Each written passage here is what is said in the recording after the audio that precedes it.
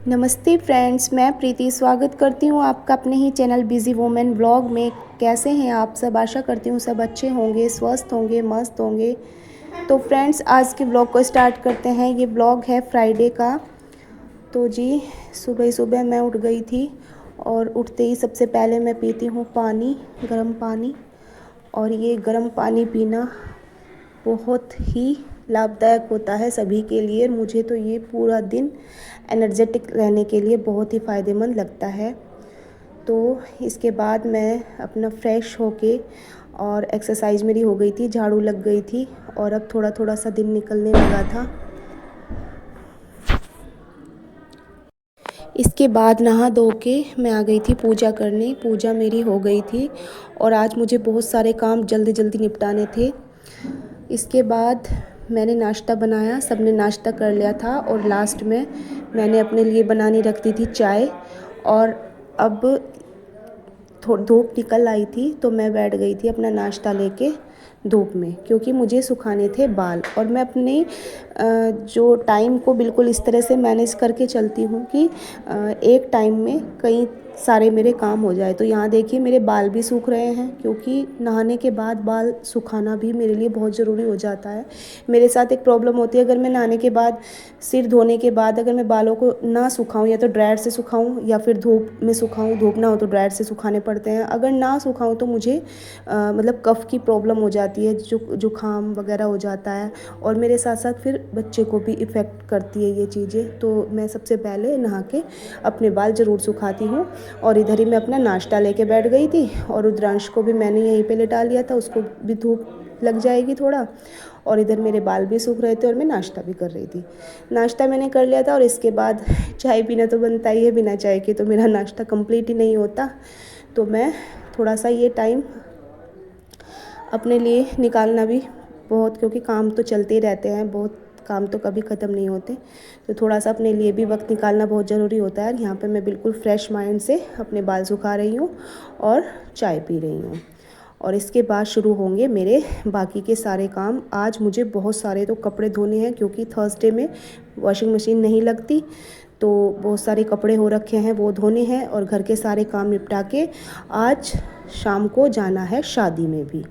तो देखिए किस तरह से निपटते हैं काम और कैसे हम क्या करते हैं आगे। देखिए बहुत सारे कपड़े रखे हैं, अभी सारी रेलिंग और रस्सी खाली पड़ी है और अभी देखना थोड़ी देर में कपड़े मेरे धुल चुके थे और दोनों, ये रेलिंग भर गई थी और ये इधर रस्सी भी मेरी भर गई थी, स्टैंड भी भर गया था, इतने सारे कपड़े हो रखे थे।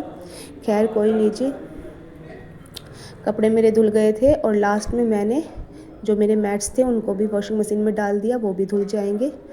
और इसके बाद बारी आती है पोछे की। तो फिर मैंने जल्दी से सारे में लगा लिया था पोछा। और पोछा लगाने के बाद फिर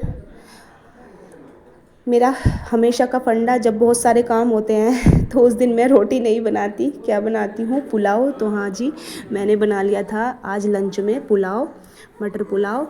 और पुलाव खाने के बाद थोड़ी देर किया हमने रेस्ट और बस इतने में ही शाम हो गई थी और फिर मैं लग गई अपनी शादी में जाने की तैयारी में। तो जी मैंने अपने लिए साड़ी निकाल ली। साड़ी चूज़ करने में भी बहुत टाइम लग जाता है, तो फाइनली मैंने ये पिंक वाली अपनी साड़ी निकाल ली और मैं हो गई तैयार।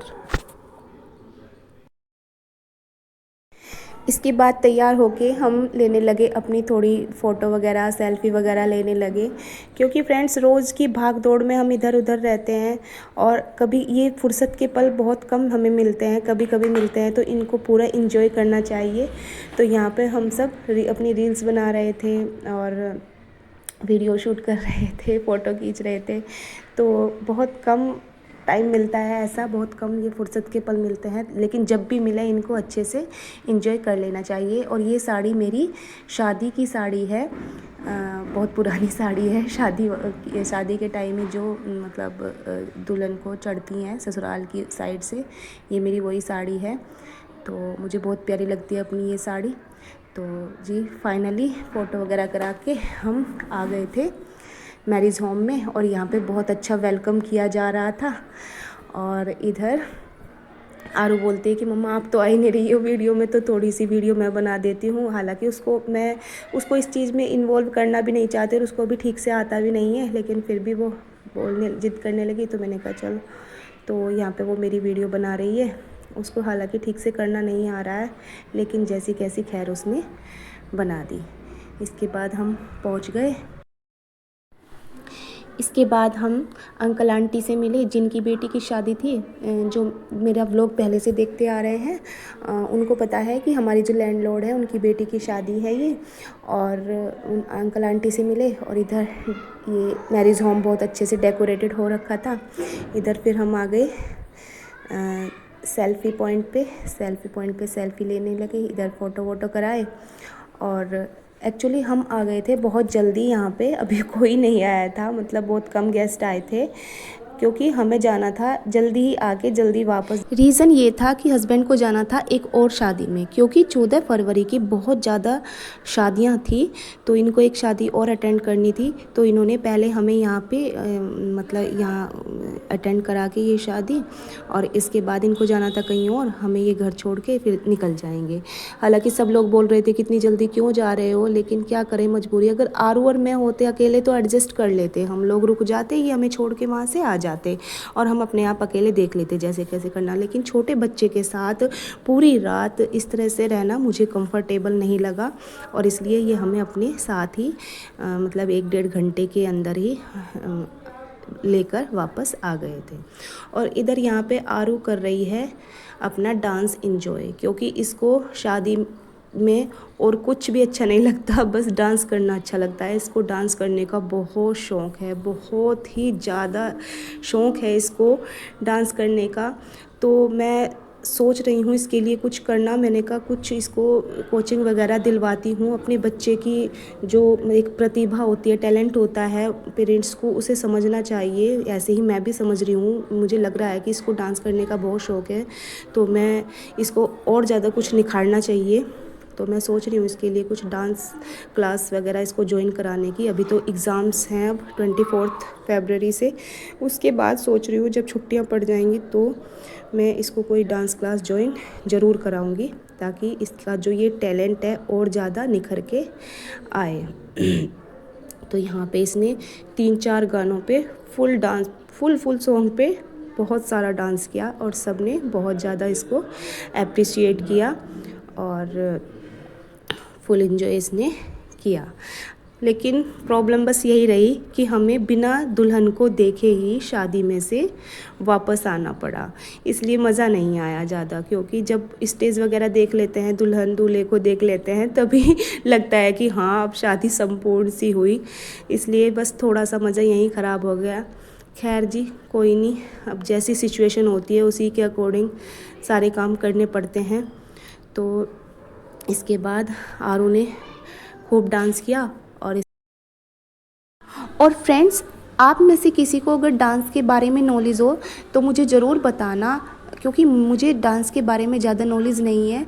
तो आप में से अगर किसी को पता हो तो मुझे ज़रूर बताना, सजेस्ट करना कि मैं अपनी बेटी को कौन सा डांस सिखाऊं। प्लीज़ मुझे सजेस्ट ज़रूर करना। तो फ्रेंड्स, इसके बाद बस आरू ने एंजॉय किया, और इसके बाद हमने डिनर किया। खाना बहुत अच्छा था, बहुत अच्छे से हमने खाने को एंजॉय किया। उस टाइम की क्लिप हम नहीं ले पाए, क्योंकि जल्दी मचा रखी थी, शोर मचा रखा था इन्होंने कि जल्दी से खाओ और चलो। और इसके बाद फिर हम आ गए थे वापस। और फ्रेंड्स, आपको आज का ब्लॉग कैसा लगा प्लीज़ एक प्यारा सा कमेंट करके ज़रूर बताना। और वीडियो में थोड़ा सा भी कुछ पसंद आया हो तो प्लीज़ एक लाइक ज़रूर कर देना, क्योंकि लाइक करने से और कमेंट करने से हमारा हौसला बढ़ता है और मोटिवेशन मिलता है। तो और अभी तक जिसने मेरा चैनल सब्सक्राइब नहीं किया है तो प्लीज़ मेरे चैनल को सब्सक्राइब कर लीजिए, ताकि आपको अच्छी मेरी वीडियोस मिलती रहें और मैं अच्छी वीडियोस आपके लिए लाती रहूं। तो फ्रेंड्स, मिलते हैं अगले ब्लॉग में, तब तक के लिए बाय।